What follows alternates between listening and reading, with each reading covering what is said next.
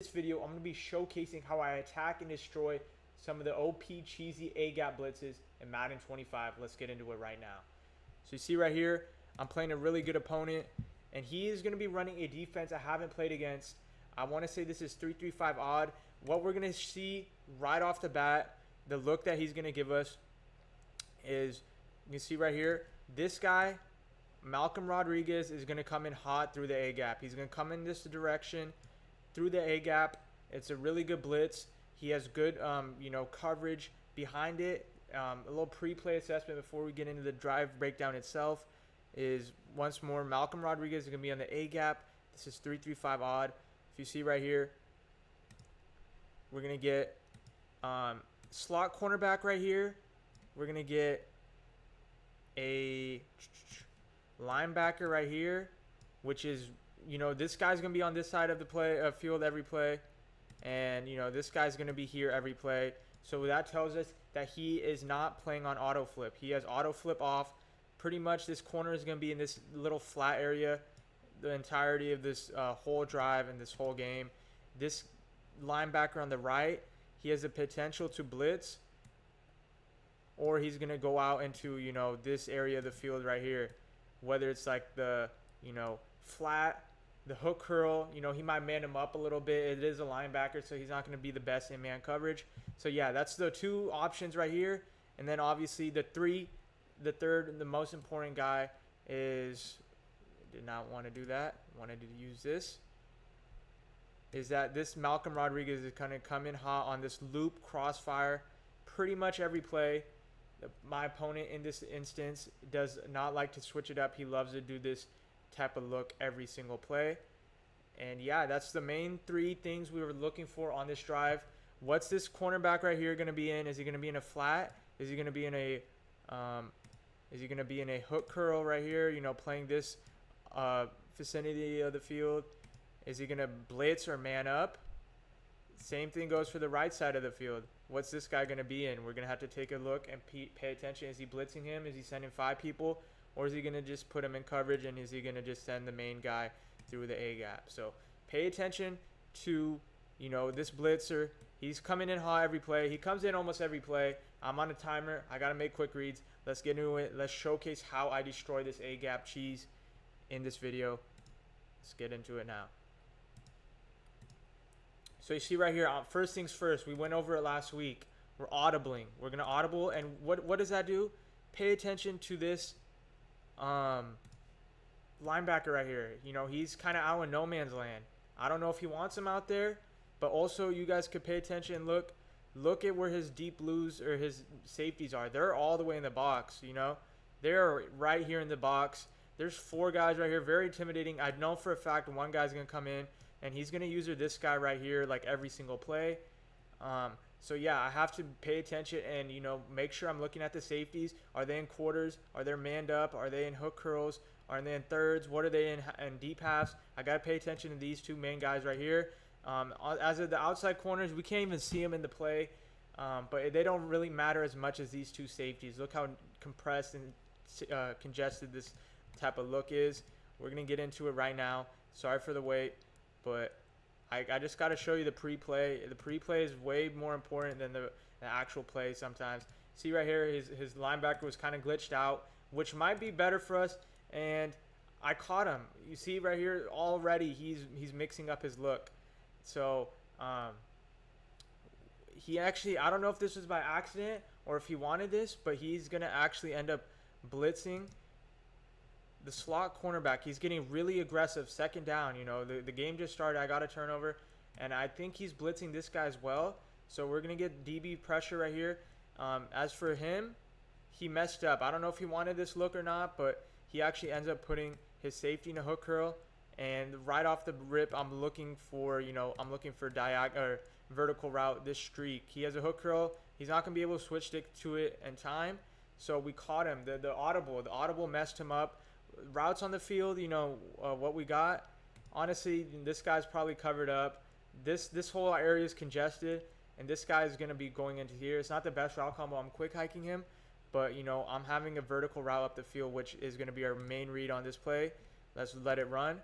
And he actually ends up putting him in a hook, putting him in a hook. And yeah, you can see the audible messed him up. He clicked off onto his DN, and we're going to hit this high ball up the seam.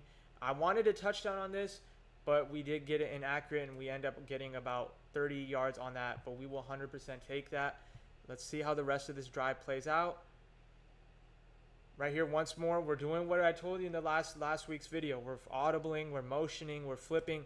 We go from bunch, which he's probably set up 6-7 adjustments already, to now we're going to 5 wide. And he's in this baseline look. If you guys could pay attention right here, look at his DB. His DB, he's stuck right here. I don't know if you guys know in this game or not, you cannot manually back off corners. So he's going to have to click on this guy and move him back if he does that. Or he's just going to have to, man him up to here, which we will know if he mans him up because he will line up directly over him. Or he's just going to put him in get lazy and put him in a third right here. And with that, I'm going to have this little out right here, the streak to clear it out. This streak right here, if he wants to, cover to it and maybe man up this guy to here. So there's a lot of options at play right here. We got him in a nice look. We love this look 100%. Any day of the week, we will take this corner being lined up on the inside right here, because it's just going to make a whole lot of problems for him on this outside right here. So we're going to call hike, and boom. What he ends up doing is what we kind of predicted, He's going to put him in a third. Somehow he does get back right here, and he's going to guard Pacheco. But the thing is, he sends 2 people off the edge, right? This is I'm going to change the colors. This is usually what's going to be our blitzing colors. Sends 2 people off the edge. We're going to have a zig route going here. We're going to have a, little in route going here. So there's one guy defending 2 right here. It's not going to look good. He's going to dash over here to his user to pick up this triangle route. He does have a hook curl right here to guard any type of seam route. And then we have our flat route going right there. So off the numbers game, he sent 5 people. He's actually not sending the A gap once more, which is kind of crazy. But, we have a numbers advantage everywhere. He's going to actually switch stick onto a route that's, he's going to get there for the tackle, but, it's just not ideal. I actually get kind of unlucky right there. It should have been way more than 5 yards. He had like two players on that side of the field while we had 3, but, it is what it is. Right here, boom. We audible again, and you see off the immediate play, he moves this guy out over here. So does that mean he's going to use this guy again?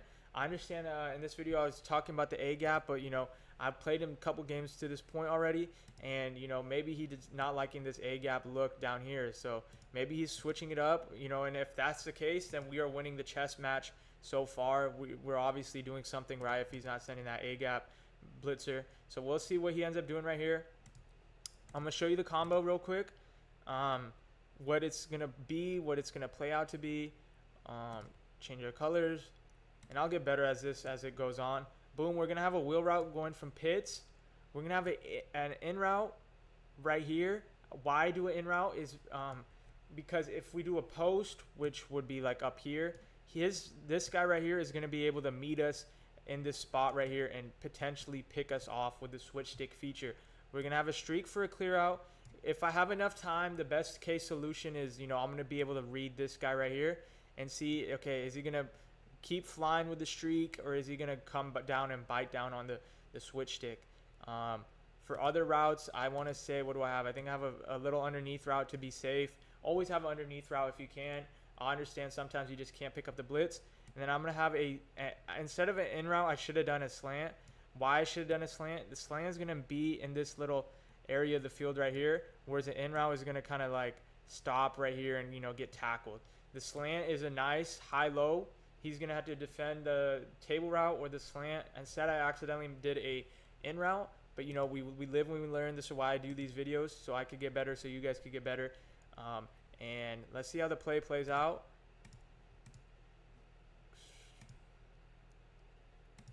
Right here. Boom.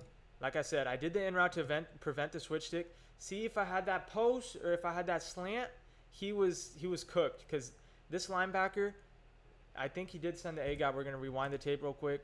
See this A gap. Is he going to come in? I don't think he will, because we ran play action. So, yeah. He has one guy right here. He could have had 2 defenders, but he has him in a hook. He puts him in a hook. So, if I had the slant was going to be money. towards this area of the field. He could have gotten a switch stick, but it's very hard to switch stick onto, the player underneath. And then, he's a linebacker. He's not going to jump as high as safeties would.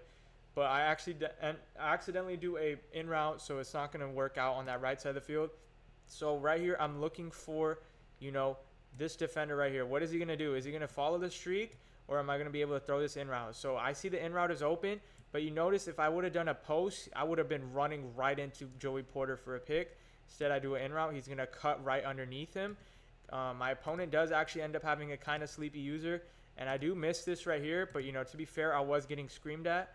So because I did the in route instead of the post, he was expecting a post. He's not able to get there. He goes for the pick. He can't get there.